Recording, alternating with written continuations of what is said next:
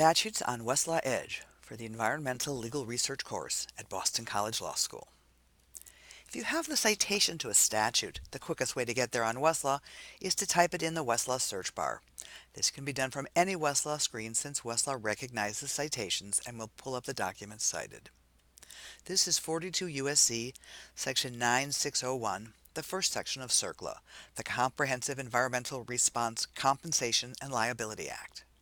At the top of this code section, there are two places you can see how this section fits into the code. The first is above the effective date, where there are links to the larger units of the U.S. Code. There's a link to Title 42 Public Health and Welfare, which contains CERCLA, and also links to the chapter and subchapter that this section is in. The second is the Table of Contents link on the bar directly below the tabs. Looking at the code section in context lets you quickly find additional code sections you need to read. This section only contains definitions. Later sections set out rights and responsibilities under the Act. Because this is a long code section with many subsections, it also has a section outline. This helps provide an overview of what is included in this code section and also allows you to jump down to a relevant subsection you are interested in. Below the text of this code section, we see the credits, which provide references to the public laws that enacted and amended this code section. There's also a link down here to the Notes of Decisions tab. A statute means what it says, but more than that, it means what a court says it means. When you're asked if a particular statute applies in a particular situation, you aren't being asked to speculate. You're being asked to research the case law that interprets and applies that statute.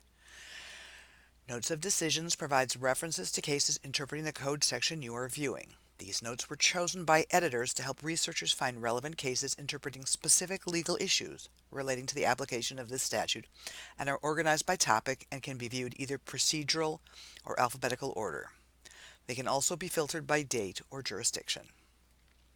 The History tab provides references to proposed legislation or cases that could affect the validity of a statute. Editors and revisers' notes, or older versions of this statute, and some legislative history materials. Because statutes change over time, it is important to be sure that the statutory language interpreted by a case is the same language as in the statute today. The Citing References tab provides links to all the documents in Westlaw that cite to this statutory section, organized by content type. When a document is added to Westlaw, it is searched for citations. When the search program finds a statutory citation, it adds a reference to that new document in the Citing References section of the Westlaw display for that statute. Once you've selected the content type you are looking for, you can filter the results by a variety of factors or run a Boolean search within the results set. Cases citing this code section can be filtered by jurisdiction and court, date, whether the case is reported or not, and whether or not it was selected by West editors to be included in the notes of decisions associated with that statute in its annotated code. For those cases within the notes of decisions, KeyCite allows you to select particular notes of decision topics to view or search the cases selected under that topic. You may also select multiple filters to help you more quickly find those cases within your jurisdiction that seem most relevant to your research inquiry, letting the computer search power do the initial screening so you have more time to read the potentially relevant cases. The last tab, Context and Analysis, provides additional editorial references that were selected for inclusion in the print version of this code. If you're unsure of exactly how to format your statutory citation, for example, California's Monarch Butterfly and Pollinator Rescue Program is in Section 1374 of the Fish and Game Code, but you may not be that familiar with the names of the individual California codes. You can click on Statutes and Court Rules and then California, or you could have just done this in the other order, choosing your jurisdiction first and then Statutes and Court Rules.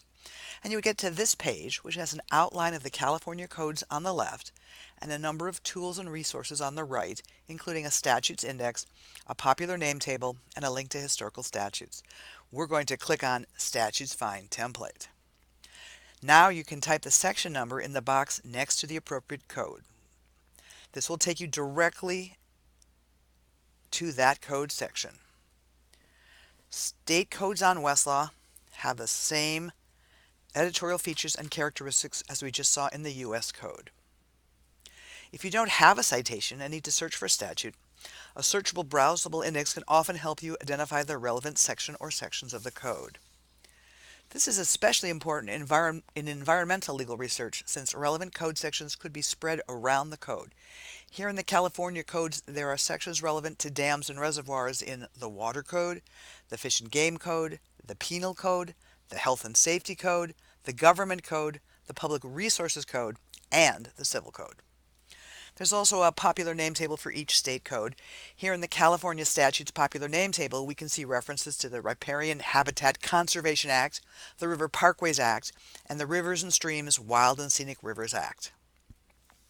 If you need to run a full-text search to find a statute, it's a good idea to first select the code in which you want to search, and then use the advanced search screen. Restricting key terms to the statutory text field will avoid pulling up statutory sections that don't contain your language in the statute itself, but only in the notes of decisions.